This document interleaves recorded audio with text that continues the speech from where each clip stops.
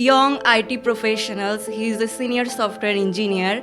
Therapist listening and when a normal okay. There are two kinds of listening. So by doing that, you are allowing your client to open up more and trust you more, so that they can trust the process. Open up. For example, Gen Z, they have a different mindset and different approaches for everything, right? So I think when I am dealing with a Gen Z client, Everything starts from here. How you are thinking, that will be the exposure of. those are very small things but very impactful for a healthy mental health. Also, not my thing. My mental health is getting negatively impacted. So, welcome to the very first episode of our podcast, Mind Unplugged with Aishwarya. I'm founder of Mind Muscle and psychology educator and a therapist. Today, in association with Pract Flow, I'm very thrilled to announce that we are shooting our first podcast. I have two very special guests with me today, and my dear friend Shushmita, who teaches psychology and she is a therapist as well. And she is a very empathetic therapist, and she brings her empathy in her therapy session, which makes her excellent therapist. And we have Spandan with us. He gonna represent young IT professionals. He is a senior software engineer. And yeah, let's begin. I'm very excited today to start this podcast. And today we're gonna talk about mental health in general, from a therapist perspective and from normal in general, how people see mental health and how people see how psychological disorders now a thing we need to talk about more and more. And yeah, so Shushmita, please say something. Are you happy to be here today? I'm very excited today to be here, and thank you for having me and Spandan as well. So we are gonna having so quality conversation. Yeah, hopefully we're gonna have a lot of impactful conversations. And Spandan, please say something. I'm really happy to be here. I'll start with that, and I'm really happy that something like this is happening in Kolkata, and we need to talk about this more. So yeah, I'm really happy to be here and happy to contribute. So yeah, today's episode is sponsored by Pract Flow, which gives all the therapists a great platform that all therapists can use for their practice. All the young therapists and under supervision therapists. It's a great platform. Link is given in the description box. Please check out. Shushmita, what do you think, apart from therapist perspective, what are the some core qualities we should have apart from the degrees? The main first quality a mental health professional should have, that is empathy. Wow. Empathy meaning understanding someone's situation from their perspective. And in therapy, it helps to build therapeutic alliance for apprehending client's perspective, as well as. So what is empathy? Can you please elaborate a little?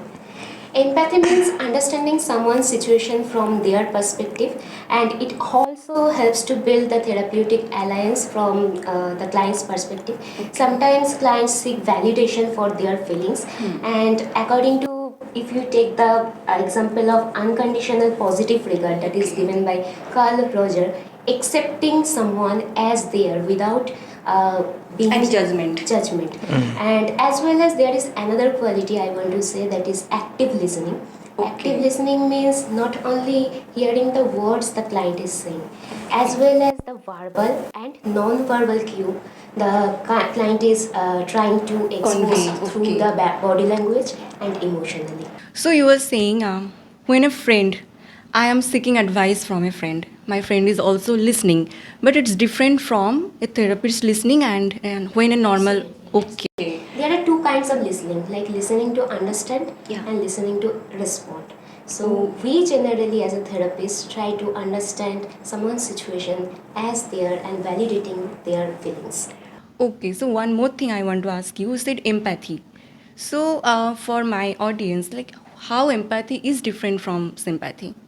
Sympathy is something like pitying someone, like something bad happened, and someone is, oh, that is very bad, something. And empathy is like, if something is bad happening to someone, I'm trying to understand by their situations, how they are just, if I am that person, what I will do in their situations. So that is the thing of empathy. So you're trying to put yourself in their feet and Their understanding, shoes, yeah. Yes. Yeah. Okay. So, by doing that, you are allowing your client to open up more and trust you more so that they can trust the process and the process of therapy as well. As well. Okay, I got it. Another thing I want to add from my experience, another quality is, I think, adaptability. Because every day we are dealing with new clients, and new clients means they have a different vibe, and we need to adapt with that. If we can't, they will not open up. For example, Gen Z, they have a different mindset and different approaches for everything, right? So I think when I am dealing with a Gen Z client, what I do, if suppose they are wearing some funky clothes, they always feel like they will not be validated, they will be judged. So I compliment, like, oh, you are looking very nice, your t-shirt is great.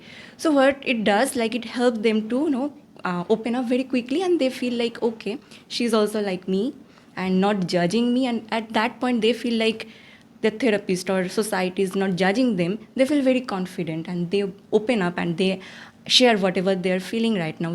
So Spandon, if I ask you, what is adaptability and how it helps? Okay, for me, adaptability would be the ability to make someone feel comfortable around you, so you feel comfortable around them. And to do that, we'll have to more or less, be like the person. So that person kind of thinks that, okay, this guy is like me. He thinks like me, and maybe we Okay. can work together. We can gel together. Maybe have fun together. That would be adaptability to me, and it has helped me a long way. When I used to live in Chennai all alone, that has helped me make friends. That has helped me, find colleagues who are still friends. Yeah. People say that you can't be friends with your colleagues, but I can say that I have been, and they are still very good friends of mine. So adaptability helps us in making our social relationship as well, that you were saying, and we know, Shushmita, that social relationship is very important for a good mental health as well. So do you have anything to add on it? If we just take the example of Gen Z, in our students also, I can see that there are lots of anger issues we are just Yeah, that I have also noticed. My clients, they also have very much anger issues and also parental conflict. So what do you want to say about that? How we can resolve? important point, Aishwarya, that is the lack of quality time, because everyone is running behind something. And I also want to add the screen time. It is day by day increasing. And there is also the role of imitation. Like if you say the today's generation game or the any kind of reality show, they are depicting so much aggression in there, and the Gen Z also just imitating that, and their patience level or the attention span especially decreasing day by day.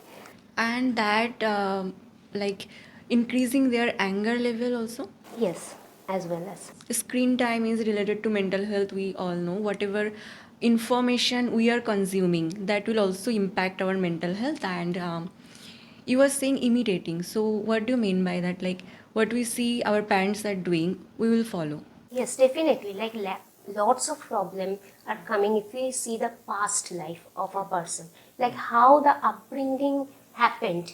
If you just go through the timeline, you can just identify the parental role among the mother and father, and how they are just acknowledging the mistakes or the criticizing the mistakes. But can I add that I don't think that can't be a rule, because I have seen my parents be very patient and friendly people throughout the years. My dad was with us. I've seen my home life was very calm and peaceful. But then why am I a person Like with so that much could be the another anger? reason. Like there are lots of reasons for the aggression. So that could be your point, your perspective, and it's also happening. If you see, that is also the parental role or the quality time spending in a healthy way. Okay, that is very important And role that so can plays. we say that stress is more of a contributor in this sense? Yes, Than, absolutely. because And I think, to yeah. cope with that stress, we are just taking the more screen time to increase our dopamine level, but that is not actually the healthy way to increase our neurotransmitter like that. If I talk about healthy way of increasing dopamine, what we can do?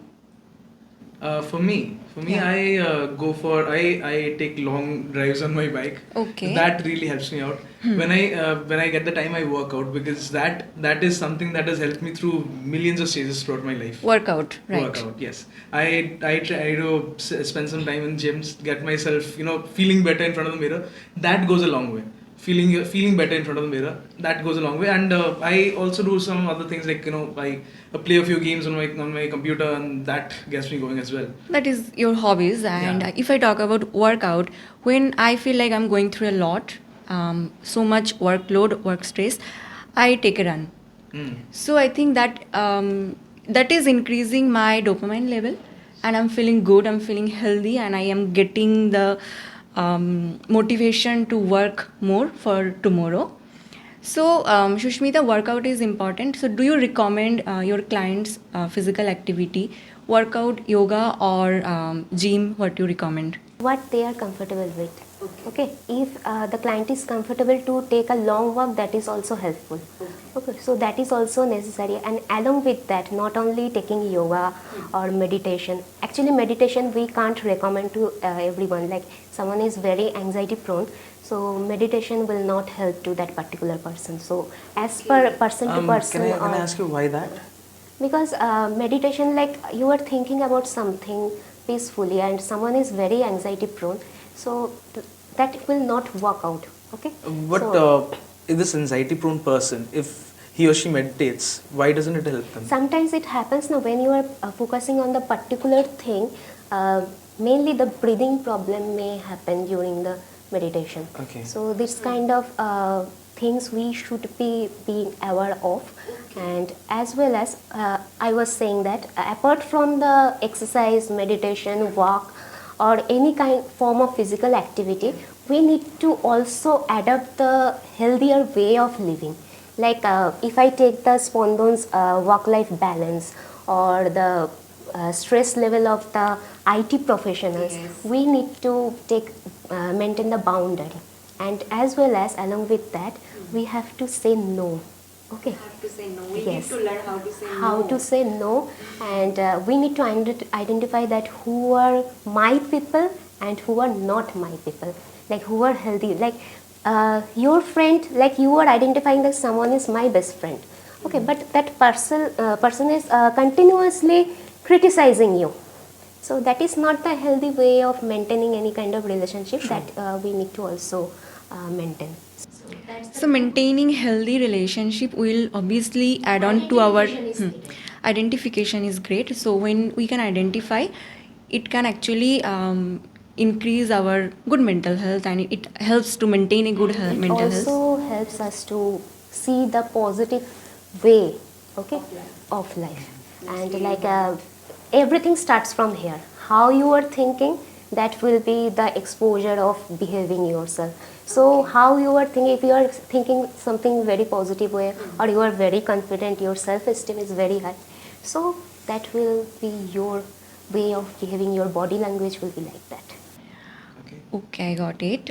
Nice point, Shushmita. So, okay, give me some time to just get in my thoughts. So yeah, you have mentioned a lot of important points like healthy work-life balance, also maintaining boundaries, learn to say no, and I think those are very small things but very impactful for a healthy mental health, also a healthy life as well. So, spawn on work-life balance, IT sector, and I know it's very hectic, and people are not talking about it, particularly this sector. So I think you guys are having a lot of stress on a day-to-day basis, workload, deadlines. How do you handle? Okay, I personally haven't had that sort of difficult work life balance yet. In my previous company, I used to have a call at 9 p.m. in the night, which used to impede with all of my other social behaviors. Okay. So that was an issue. I would hang out with friends and be on a call with someone from US. That was an issue. But in my present company, that hasn't happened. That hasn't happened yet, because I am with UK clients now. But yeah, it depends on your project. It depends on your clients mostly, that how your work-life balance will turn out. If you're with US or anyone who wakes up when we sleep off, That's where we have a conflict. That's where your work-life balance is going to go for a toss. So we need to take care of the time zone when we are selecting, like, okay, this where I want to work now. So we have to think like there will be a difference in time zone also. Yes. And that will impact our social life and overall well-being. So we need to keep it in mind. Yes, but the problem here lies is the fact that you sometimes don't have the choice. Okay. Sometimes your company will tell you, you're doing good in this project. Maybe we'll shift you to this one. You can bring this performance there, and that is the problem. There, I have to adjust to a whole new set of people, whole new set of time zones and their own deadlines, and it becomes difficult to adjust at first. I am literally cruising through my career at the moment because of the fact that I have a proper work-life balance. That after 7:30 or 8, I can be completely free to do whatever I want to do. I can hang out with my friends, and that helps me. My friends, they all come out at the exact same time, and we all have a chill time. But a person who's working in US time zones, who's working at night, that person probably he's getting a better pay. But where will he utilize this pay if he doesn't get to see people? If he doesn't have great point. if he doesn't have the ability to go out, leave his computer on his desk and just go out. If he doesn't have that, where is his pay even going? So yeah, if I summarize that, you were saying having a proper work duration is very important. Like when you know, like I'm working 9 to 7, 9 to 6, and then you will be free. So companies that or workplaces providing that particular working hour will add on to our mental health. That's good. Yes. That's a healthy workplace norms that we can say. Yeah. But we have you recently. It was in the news that the girl from Deloitte, she suffered so much because of the pressure that her work added on, and she couldn't get a moment's respite. That is what I am pretty much up against, and I will say that it doesn't matter how much they're paying you. It doesn't matter how much growth this project is going to give to your career if you cannot live a little. You have to take care of mental health. Yes. So if you are feeling like, no, this is not my thing, my mental health is getting negatively impacted, so we need to take a call. Yes. You need to take a step back, reanalyze, what am I doing with my life, whether I really need this or not, and then take the next step. Lots of problem actually happen when we are not able to say the things that I really don't want to do that. Yes. So lots of people just get fear of or the Sometimes these companies, these organizations, these conglomerates, they take away your ability to choose. The ability to say the no that you're talking about. I cannot say no because they are going to put that on my permanent file saying that this person has refused to cooperate. Maybe you should not take this person for your next hiring. This becomes fear of rejection. Fear of rejection. They enforce it sometimes. It goes on your permanent file saying that if someone goes to a new company and they ask for a recommendation saying that can anyone vouch for you in your previous company. This person will take the name of their team leader, their manager, whoever, and if this person gives them gives the next person negative review about you, you're pretty much down. You're pretty much gone. It's very difficult to find a job. Okay. So if I add on to that, so that work culture will lead to burnout. Yes. Absolutely. So, Shushmita, can you explain what is burnout for my audience?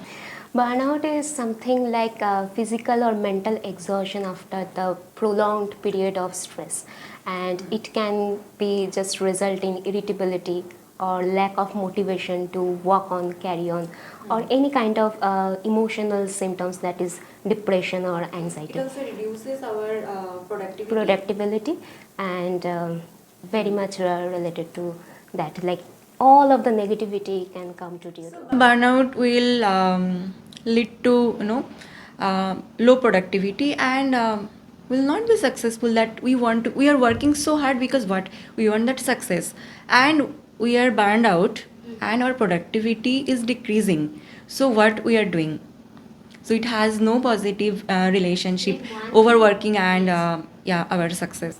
And along with that, we in the morning already discussing the opposite can also happen, that high functional depression. Yes. So that's very interesting actually, high functioning depression, because it's a term I came to know just today, and Yeah. now I'm thinking, do I suffer from this?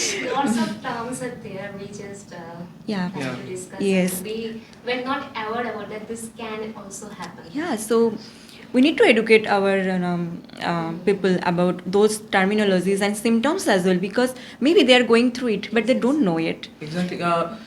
What can the symptoms of your high functioning depression be? Like I'm What can they taking be? very present generations example. Like someone is going through breakup.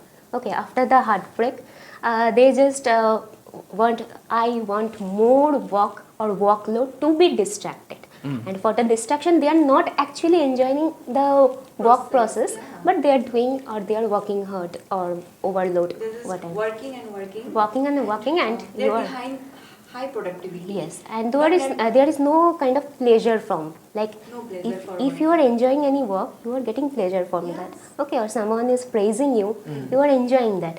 But in depression, we already know the symptoms that no pleasure is there. Okay, lack of appetite or sleepiness will be increased. So that's the thing.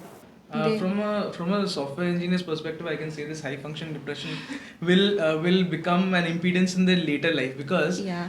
let's say you're performing you're using your work as a distraction, and you perform high.